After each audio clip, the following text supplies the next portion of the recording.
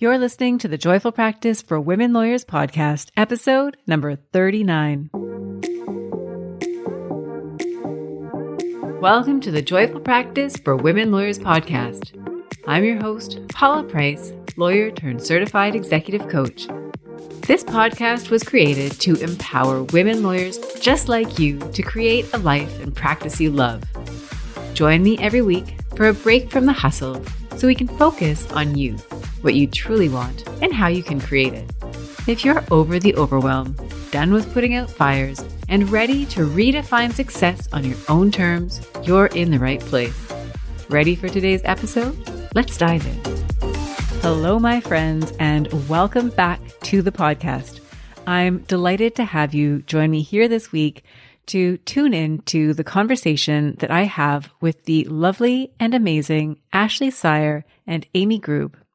Ashley and Amy are both lawyers. They have both had the experience of going solo or going rogue, as some people call it, and they are here today to share with you their experiences of going solo, as well as offer support and advice for those of you who may be thinking about doing the same. In today's episode, Ashley and Amy are going to talk about some of the things that they experienced in their transition to going solo, some of the common challenges that you might face if you choose to do that. And they're going to share with you the type of support that they can offer you if this is a decision that you decide to make for yourself. So without further ado, I'm going to turn it over to our conversation. I hope you love listening to this conversation as much as I loved recording it. And for all of you who have more questions about this, I invite you to reach out to Ashley and Amy. They are amazing, as you will learn in just a few moments. I'll look forward to reconnecting with all of you again next week. Bye for now. Hi, everybody. Welcome back to the podcast. I'm so excited to be introducing all of you to two very special guests. They are both going to be talking to us about what it's like to go solo, answering all the questions that you may have about that. We have Syer, who is joining us from Vancouver, British Columbia, and we have Amy Grubb, who is joining us from Ottawa, Canada. So welcome, Ashley and Amy. And thanks for having us. It's so good to see you. And for the benefit of those who are listening, unfortunately, you're not able to see Amy and Ashley. I am. It's really fun. We just had a bit of a conversation as we got ready for today, and it's just such a treat to have them both here. And I thought I would ask each of them to introduce themselves and tell us a bit more about themselves. So, Ashley, starting with you, can you please tell us? You're a lawyer, mediator. You are the founder of the Lawyer Incubator. Can you please tell us more about yourself and what you do? Yeah, I think best described as a woman who wears many hats. So I am a lawyer at my own practice at Syer Law. I am a mediator through my own mediation practice at Gastown Mediation. And I've recently founded what I understand to be the first lawyer incubator in Canada, which is super exciting. So the idea of that is it's a place where lawyers who want to start their own practices can come to our physical space or have some kind of virtual situation and get some of the mentorship that you're often missing when you start out your own practice. To have somebody to go to for those questions, some of the supports and resources, both peer resources and a little bit of more senior mentorship. Amazing. Thank you so much, Ashley. And Amy, you're joining us from Ottawa. Amy is a lawyer and legal consultant, and we'd love to hear more about what you do, Amy. Sure. Thanks, Paula, so much for having me. It's pretty fun being here. So I practiced for many years, and I went out on my own a few years ago. And during that time, I had a lot of lawyers asking me about the process of going solo and how I did it and how I found clients. And so I now own Grubb Legal Consulting. And so I help other lawyers go solo. And I also help more established firms who may need some help with technology, with marketing, or with hiring. And so I do that work virtually, one-on-one with lawyers, primarily in North America. Amazing. Thank you so much, Amy. It's so amazing to have both of you here. And thank you again for making the time to join us today.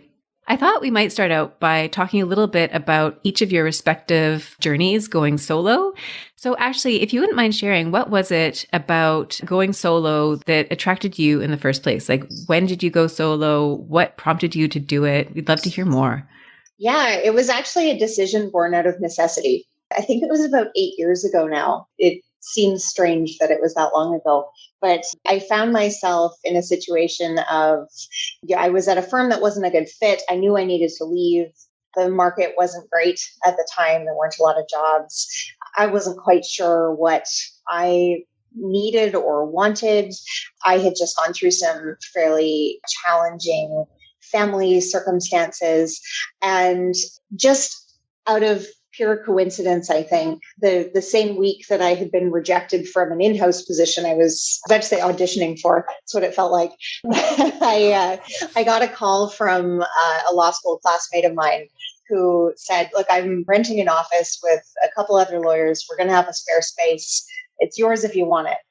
And I thought, well, I never wanted to be a sole practitioner and I never wanted to run my own firm, but sure, why not? Let's give it a go. And I figured I'd give it a year and see what happened. And that was 8 years ago.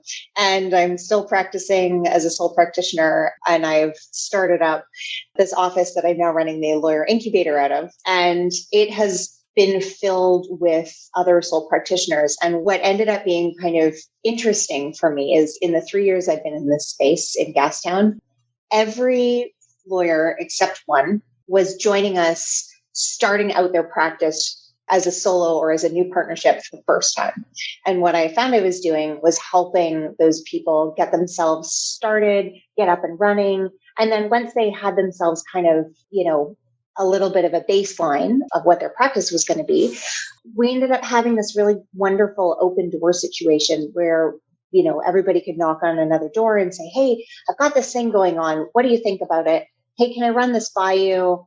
I'm having this problem with opposing counsel or a difficult client or whatever it is. And it ended up giving this wonderful bit of mentorship that you sometimes get in a firm if you're in a good firm, but that you really don't get as a solo. And so having this space and having that open door kind of situation ended up being the very best thing. And so a lot of the solos who joined me ended up being so successful that they outgrew the space. They hired somebody or they decided to partner up with somebody else, and then they moved on and somebody else would come and take their place. And it became a bit of a joke that I was running this unofficial lawyer incubator. And then with the pandemic, I ended up losing a few of the office lawyers who were taking up some office space, not because they were doing poorly, but because they were doing so well that they actually outgrew the space. And I thought, well, gosh, how am I going to refill this space? Nobody wants offices during the pandemic. Everybody's working from home. And then I started thinking about this, joke about, well, you've been running this lawyer incubator for the last couple of years. I thought, well, why not try to do it officially? And so that's where the idea of that was hatched. And I'm really excited that on March 1st, our first official lawyer incubator lawyer is going to be joining us in the office. And I've got a few more people on deck who I think are going to be joining virtually.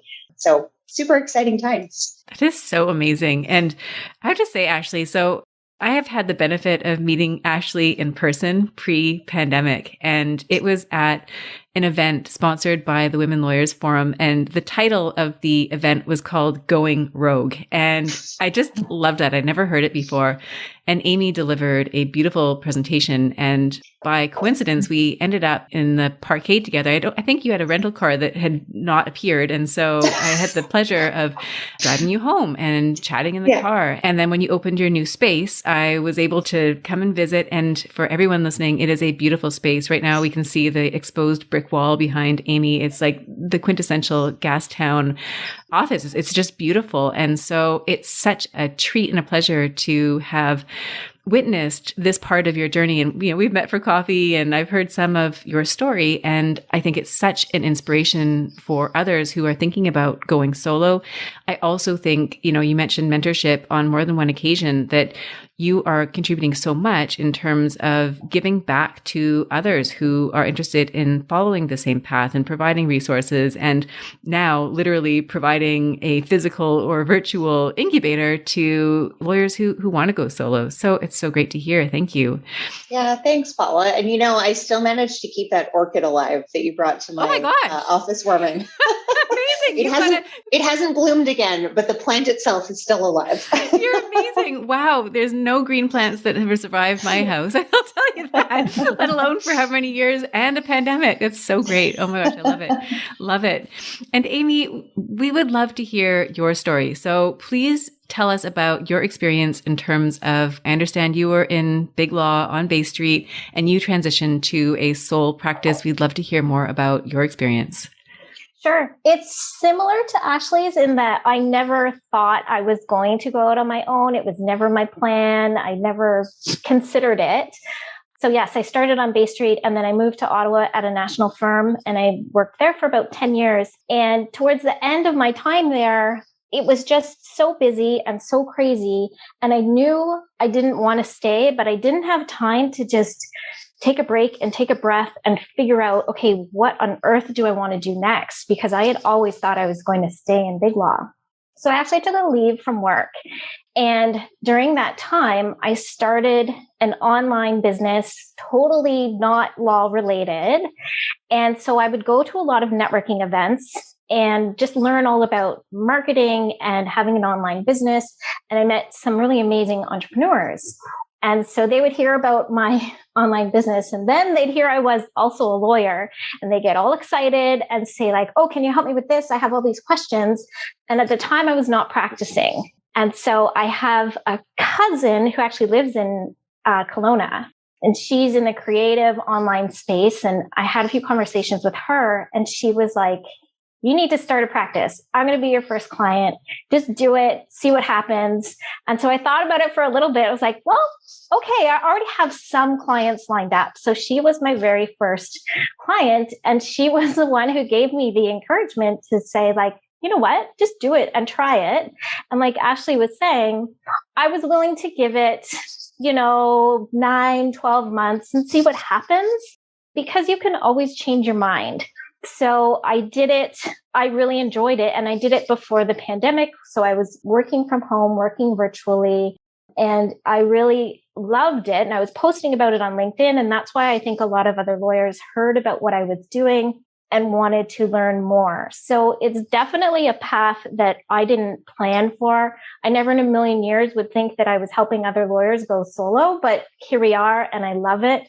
And I think what I've learned from this process is to just continually follow your curiosity and your passion, and you never know where it's going to take you.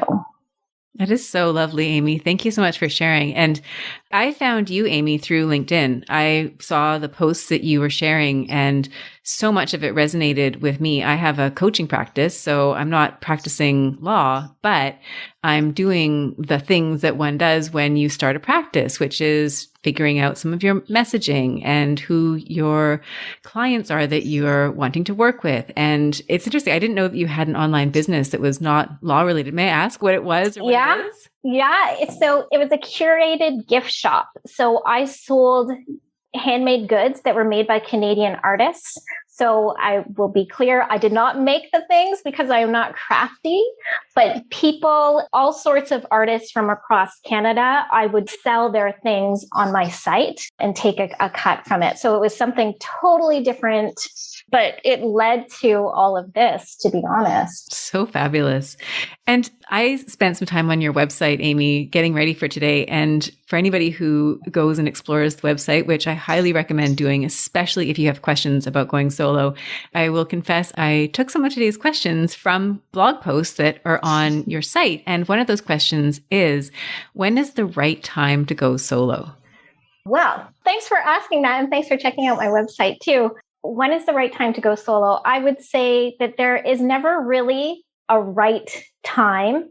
I get people coming to me at all different stages of their career. Some of them are brand new, just out of law school, and they knew they wanted to do this. Others are just out of law school and they can't find a job. So it's kind of like, well, I'll give this a go.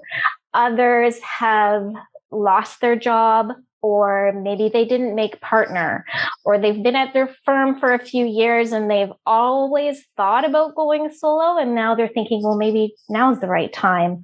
Or they are off on mat leave and they don't want to go back to their firm. So there's a lot of different reasons why people do it, but I don't think necessarily that the stars all align and the skies open up and someone out there says, this is the time, go do it. So really, for a lot of lawyers, what I'll say to them is like, if you really think this is what you want to do, then we can work on the process. We can put all the steps together. If this is something like you kind of want to try, but you want to do a few other things, it gets to be a bit more difficult because not only are you practicing law, but you're also running a business at the same time. So it's quite time consuming, but it's a lot of fun for a lot of people. And I mean, it's not for everyone, for sure. And even for myself, I wasn't sure if I was going to like it, but I loved it. I loved running my business. I loved having my own clients. I loved having my own schedule. I loved being able to take Tuesday afternoon off just because I wanted to. So there are a lot of perks to it. There are a lot of challenges as well. But in terms of timing, it's a bit all over the place when people do it. I love that, Amy. And I just wanted to touch on something that you said before, that you mentioned that other lawyers saw what you were doing and came out and asked questions of you about that process. And I think one of the things that you're doing, and you do it really well, is you're giving that idea and that implicit permission to others who want to explore that path and go down that path. And for those who are thinking about going solo, as you said, Amy, there's no right time, right? There's no one single moment where everything aligns and it's absolutely when to do it. But what I hear from what you're saying is that if that curiosity sparks within you, that they can reach out to you, they can reach out to Ashley, they can start asking some questions, they can reach out to solo practitioners that they know in their networks and just start exploring what that might look like for them, because maybe it is something that would really work out for them. But you never know until you actually go and try. So thank you so Absolutely. much. And I would encourage that. That's exactly what I did when I was thinking about it. I spoke to as many lawyers as I could about what does this look like? What does this mean? Where do you go to with your questions? And built my network that way. Yeah, absolutely. I think that's such great advice, Amy. I did the same sort of thing. Pick up the phone, send an email. It's amazing how willing people are to share some of their time. Including both of you. This is amazing. This is so helpful. Thank you. And Paul, if I can just jump in one more thing. Please. So the solo small firm community is amazing. So I was in a totally different community beforehand, being in a large law firm. And then I met all these sole practitioners and they just blew me out of the water with how supportive they are, how they will, pick up the phone and help you through an issue. Like, they've been phenomenal, and I had never experienced that before in my career. And so I would encourage anyone who's listening, who's thinking about going solo, embrace the community, get to know people on LinkedIn. There's a ton of Facebook groups as well. There's so many resources for solos, so take advantage of them. I'm so glad you said that, Amy. And Ashley, I remember when you and I were talking, pre-pandemic, way back when, learning from you about some of the resources that you were talking about, different groups of practitioners who were out supporting each other. And like you, Amy, I had not been exposed to this area, this group of lawyers before I was in big law as well. And it was so eye-opening to see that there was these other communities of lawyers who were working in the sole firm environment. And it was so neat to hear their experiences. And Ashley, I'm dying to ask you our next question. I would love to hear more about your experience with the community that you've been engaged with. Yeah. But I'd love to ask you as well about some of the challenges that you have experienced in going solo. Yeah, I mean, it's not an easy thing. You don't just do it and then it works immediately. Yeah. there are certainly a lot of challenges. I mean, what Amy was just saying about, you have to remember that you're not just running a law practice, you're also running a business. And there's so much that goes into that. And one of the challenges for me when I was getting started was I don't think I had any appreciation of how much work that was going to be. I knew it would be work. I had no sense of actually how much work it was going to be. Everything from finding your service providers to setting up your systems to, getting your clients. And then once you had your clients, not just maintaining them through good law work, but you got to bill them and you have to collect from them and you have to do all this other administrative stuff that you probably don't think of. And particularly people who are coming from maybe larger firms that have a whole department to deal with some of this stuff. You're doing everything from printing to stuffing envelopes to running to the post office to get stamps, and ordering office supplies. I mean, there's so much that goes into it. And so that running the business part is really one of the things that I think a lot of people underestimate. And a lot of the new sole practitioners that I talk to, I hear the same thing from them is, oh my gosh, I really didn't appreciate how much work that was going to be. And then there are the challenges of where do you find your clients? And if you're going to do marketing, what kind of marketing? What's going to work? Who's your client base? That's a real challenge as well. But I think one of the biggest challenges, and it's one of the things that kind of prompted me to start the space that I have here and now the incubator, is I think one of the biggest challenges is isolation. When I first started, I was doing what I called kitchen table law, which is law from my kitchen table. And I'm a person that likes to be around people. And for me, it was just soul crushing trying to do this from my kitchen table without anybody else around me. Some people thrive at it, and I am in awe of those people. I am not one of them. But I think, especially when you're getting going, not having those built-in people to go to is such a challenge. And it's, what Amy was saying about the community being so open and inviting, I completely agree with that. I echo that. Recently in Vancouver and now it's starting to spread throughout BC, there's this group that I'm one of the administrators of called BC SOS, which I think the name started as a bit of a joke, but it's BC's smaller solo. And we started off in September as a Slack channel thinking, okay, well, we'll get a few people together and we can exchange some ideas and if people have questions. And I think we're close to 100 people now, which is really exciting because it's starting to provide that support, that's helping to combat that one challenge. And, I'm sure Amy's got some other challenges that your clients or, the people that you're coaching have to deal with. Yeah. And I think what you're doing is amazing, Ashley, and so needed, because the number one thing people come to me and they have questions about in terms of going solo, especially the newer lawyers, is that they don't know where to go with questions and they need a mentor and they're looking for a mentor and they have no idea where to go to find one. And so I think what you're doing is so important and so helpful for lawyers in this community. In terms of some of the other things, some of the other challenges I see with lawyers is I see a lot of times lawyers who are A-type personalities who want everything to be perfect. So they might say to me, I'm going to go solo September 1st. But meanwhile, they're like getting their website absolutely perfect with the best photos and the best copy.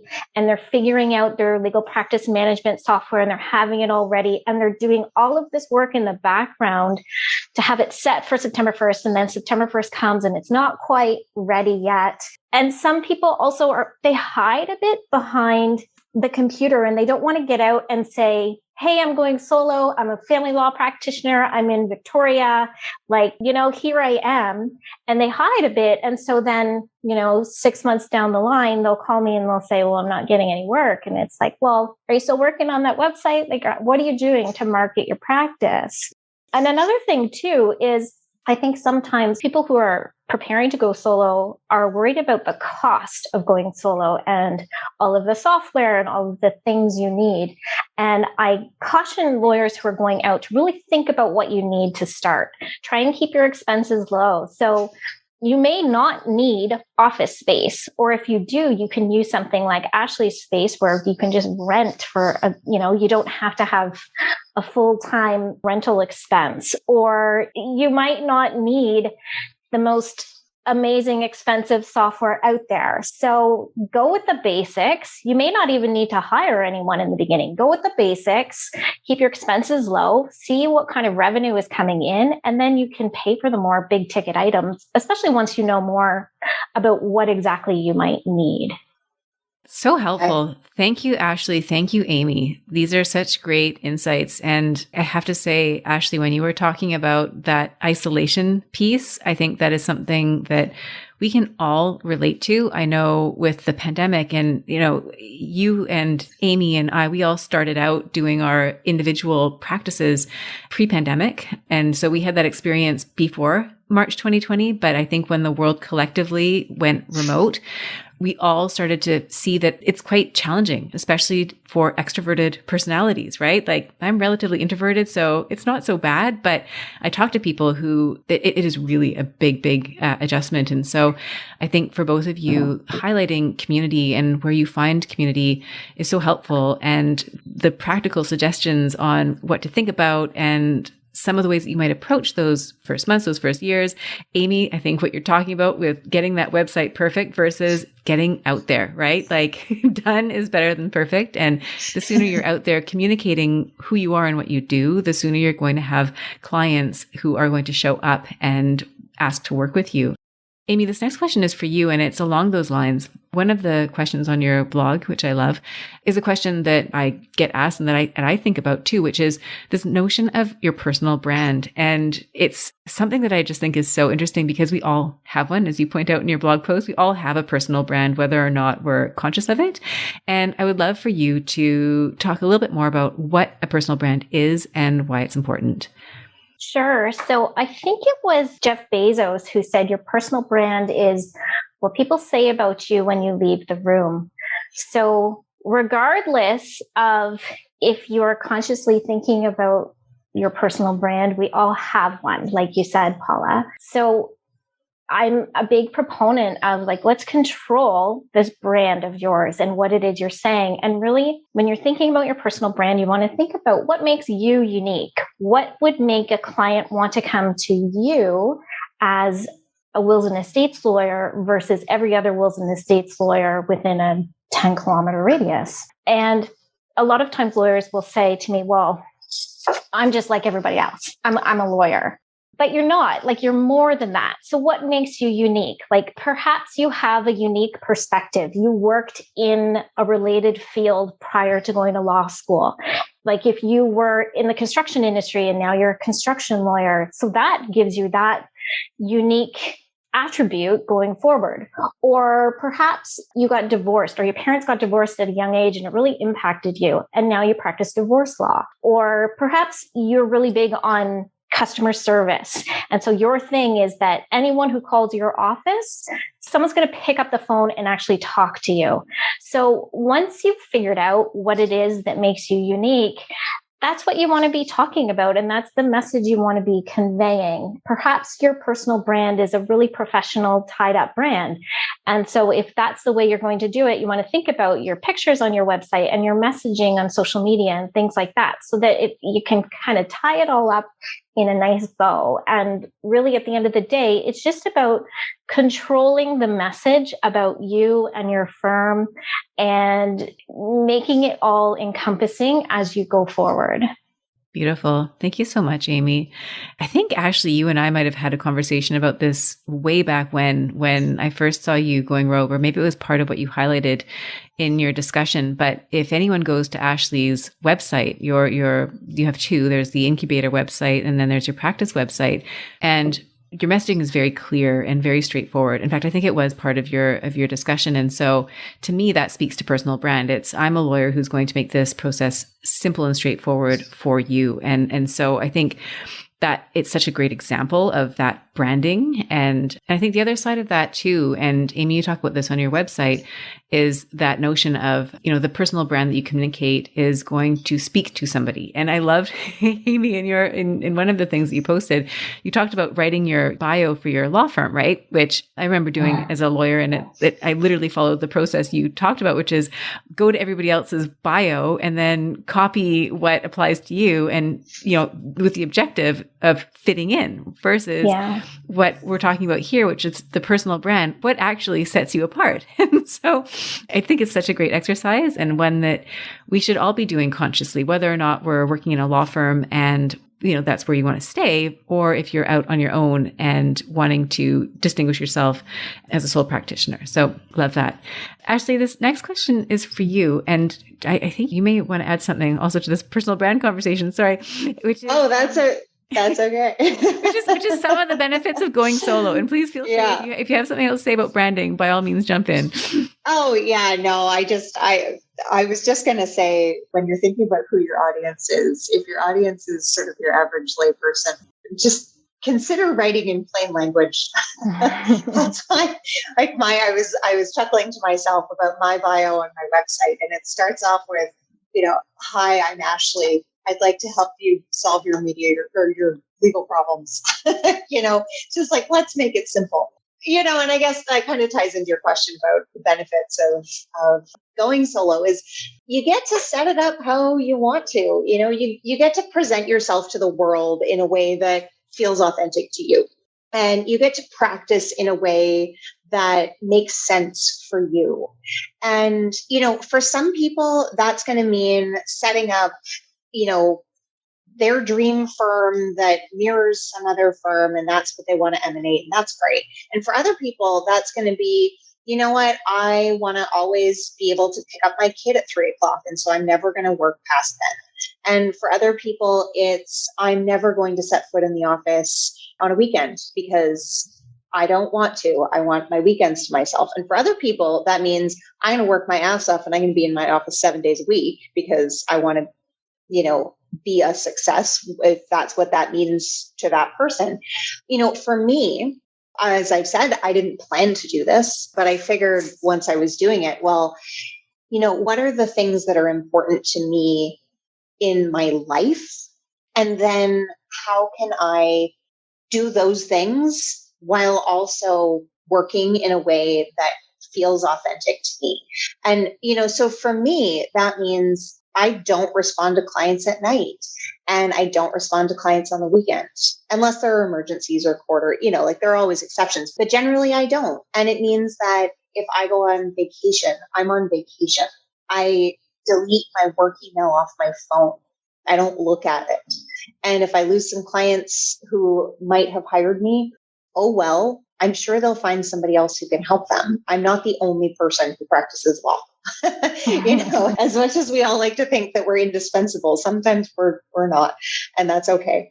But for me, it's really the flexibility, the ability to create the kind of practice that you want, and then the flexibility to have a life outside your office. I do things that aren't law. I have hobbies. I like to go skiing and take photographs and act in community theater. And when I was fairly early, maybe like a year or two into my solo practice, I took a month off to rehearse for a musical in the Fringe Festival. I wasn't being paid for it. Well, I mean, I guess I was technically, but not well, but it was just something I wanted to do and I could.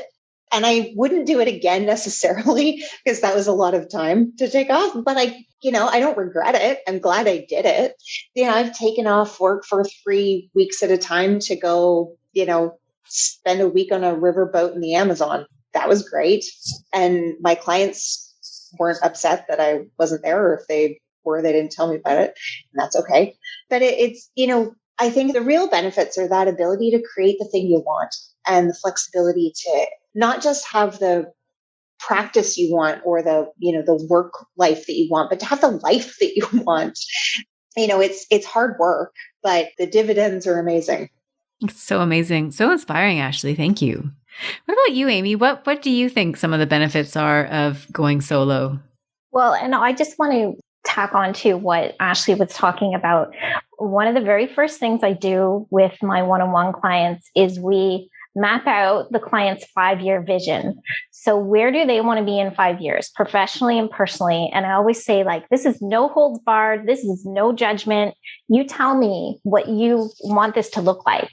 And then we have the most amazing conversations There have been tears, there have been laughter. It's really interesting to hear people what they want, because I think a lot of times we don't take that time to actually think about it.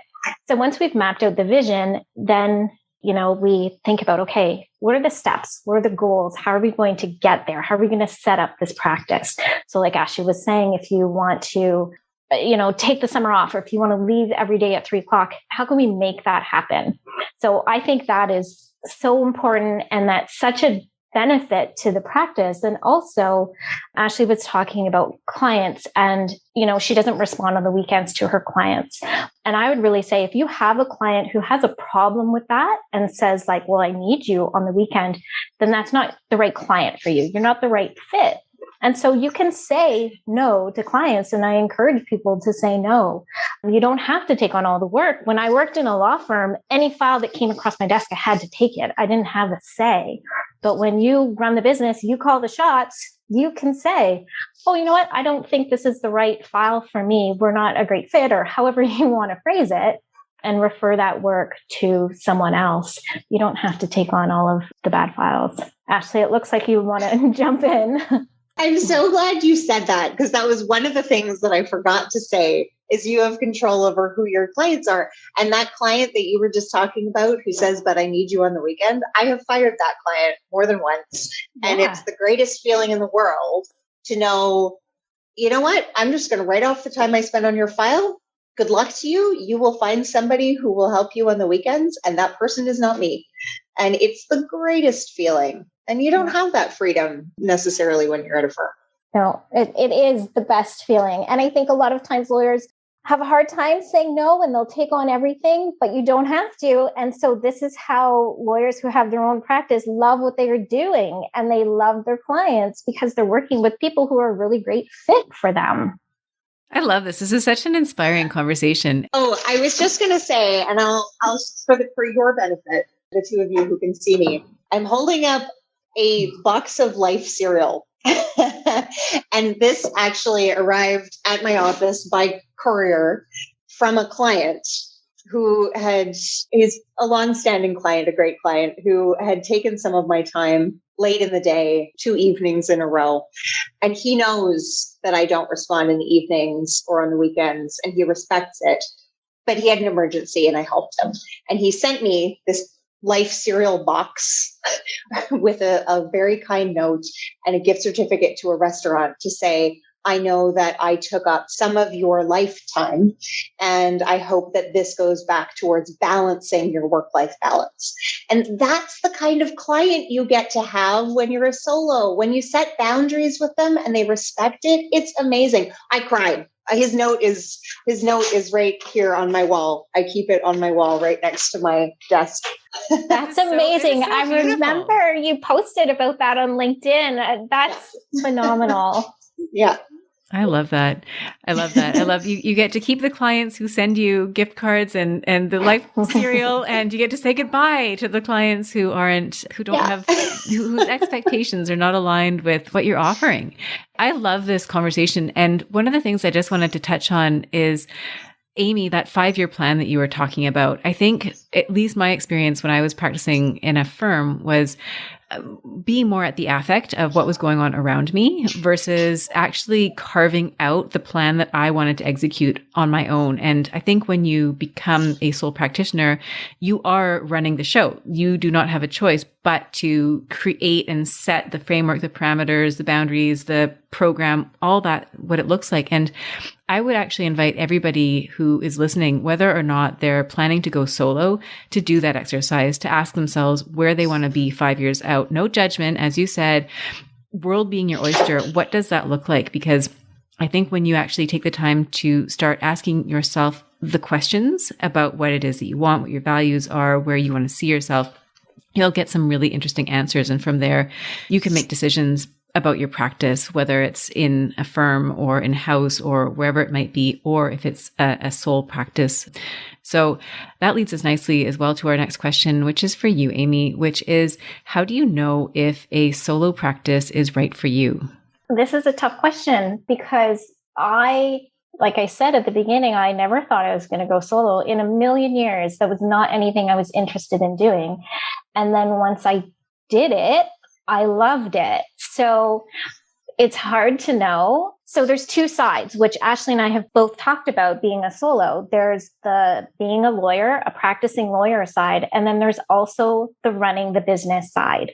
So I've had conversations with lawyers who are thinking about leaving their firm. They're thinking about going solo, but they'll say to me, I don't want to do any of that admin stuff. I don't want to do the marketing. I don't want to figure out the tech. I don't want to do that piece.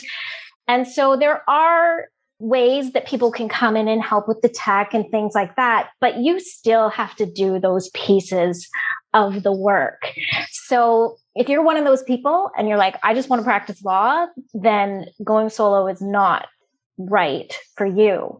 But if you're intrigued by things like marketing and technology and learning, if you're open to learning and have a growth mindset, then I think being a solo might be an interesting opportunity for you. So that's a hard one to answer, Paula. I don't have a great answer. Ashley, what do you think? I don't know. I think that is a great answer, Amy. I mean, it's, you don't know, right? I never thought I'd be a solo either. I never wanted to be a solo, but I think you're right about the mindset and, you know, if all you want to do is practice law and you're not interested at all in the business side of things or the admin side of things, it's probably not going to be right for you. And it's not right for everybody. And that's okay. You know, I think you have to have at least like some glimmer of an entrepreneurial spirit and an interest in it if you're going to take the leap. And, you know, like what Amy was saying earlier, like, give yourself a window of time if you want to try it. And you can change your mind. I mean, that's the nice thing. One thing I wanted to add was a personal story. So when I went solo, I remember meeting another lawyer I knew. She's a parent like me. So I knew her from the school. And I didn't know her really well. And we were talking, and she works at a very large law firm. She's a partner. And she was saying, what are you doing now? And I was embarrassed to say, well, I went solo. I work from home. And so I kind of said it like that. And I couldn't believe her reaction. Like, her jaw dropped and she was like, I wish I had the guts to do that. I wish I could do that. And I was saying to her, like, you can do it. And she was just like, I could never do that. So I do think for anyone listening, you'll be surprised when you do go solo at how many people will say to you, oh, I wish I could have done that. I wish I did that. So you definitely have to be comfortable getting uncomfortable and also not worry so much about what other people think, because at the end of the day, this is your life. This is your decision. You're the one who's like forging your path. So make the decision that's right for you, not necessarily for everyone else and all of those other people who want to weigh in on your path. Thank you so much, Amy. Both of you have shared so much information, useful advice, and I'm wishing that we could have this conversation last the entire day, but I know you both have things that you need to do. And so we'll wrap up for today. But before we do that, I would love for you to share how we can find you. So Amy, I'll start with you. How do people find you? How do they work with you? Who do you work with? And all of this will be linked to in the show notes that go with this episode. But Amy, we'd love to hear it. Thanks, Paula. The best place to find me is on LinkedIn. I'm quite active on there. So connect, send me a message and let me know you heard me on Paula's podcast. I would love to chat with you there. You can also check out my website. It's grubblaw.ca, grubblaw.ca. And I do have a free download on there for anyone who's thinking of going solo, just going through, it's a workbook to go through some different aspects to think about. And I also do work with Clio as well as a certified consultant. So I help other lawyers with implementing Clio and getting the most out of it. So I will send Paula the link for that as well. So those are the best ways to get in touch. Beautiful. And for those who, I imagine everybody has heard of Clio, but if they haven't heard of Clio, what exactly is that? Yeah, actually, I think you use Clio as well and are a bit of a fan of them. So they are a legal practice management software. It's like a all-in-one solution for solo small firms. And I am a big fan of theirs. There's a ton of different software out there. This is the one that I've really resonated with, and I like working with the most. Beautiful. And do you do consults then with lawyers who are interested in going solo? Like you'd have a conversation with them, or how does your process work? Yeah, they can reach out to me and we can have a bit of a conversation and just talk about what they're looking for, how I work with them, determine if we're a fit, and we can go from there. But yeah, I do work one-on-one with lawyers. Beautiful. And you're in Ottawa, but you mentioned earlier that you've worked with lawyers in the US as well? Yep. North America. So virtual, thank goodness for Zoom and all of the wonderful technology we have. So yeah, I can help lawyers all over the place. God bless Zoom. And actually, please, we would love to hear more about you, how lawyers can work with you, how they can connect with you. Yeah, so you can find me on LinkedIn as well. I'm not quite as active as Amy, but I'm there. I'm out there with my. If you want to find me for law, you can find me at syerlaw.ca. If you want me for mediation, you can find me at gastownmediation.ca. And for information about the Lawyer Incubator, it is thelawyerincubator.ca. And I'm quite excited that Clio has agreed to be a partner for the Lawyer Incubator as well. So they're going to be providing a year's subscription to their managed service for all of the Lawyer Incubator lawyers. And we've got this physical space. We've got actually one office left for a Lawyer Incubator lawyer, but there's also virtual options. And I've had people reach out to me from across the country, and actually one person from Australia, which was super exciting. So, that community feel can stretch across the globe if we let it. Oh, totally. It's amazing. So Ashley, for those of you who are interested in Ashley's legal practice, what are your areas of practice? I do practice in a range of areas. I do a lot of employment law, housing related law, so residential tenancy, strata, and then some human rights and other tribunal work, and lots of small business types of disputes. Beautiful. And I mediate well. Any civil dispute. Yeah. Beautiful. Thank you both so much for joining us here today. It has been such a pleasure having you, and you've shared so much valuable information and such an inspiration. So thank you. Thank you for having me. This was so fun. This was great. Thank you so much, Paula. And thanks, Amy. If you enjoyed today's show and don't want to miss an episode, subscribe and follow the show wherever you listen to your podcasts. If you haven't already, please leave a rating and review. Your feedback will help me create a podcast that's tailored to your needs and goes straight to the heart of what matters to you. For instructions on how to subscribe, rate, and review the podcast, visit www.thejoyfulpractice.com/podcast launch. See you next time. Thank you for listening to this episode of the Joyful Practice for Women Lawyers podcast. If you want more information, visit www.thejoyfulpractice.com. See you next week.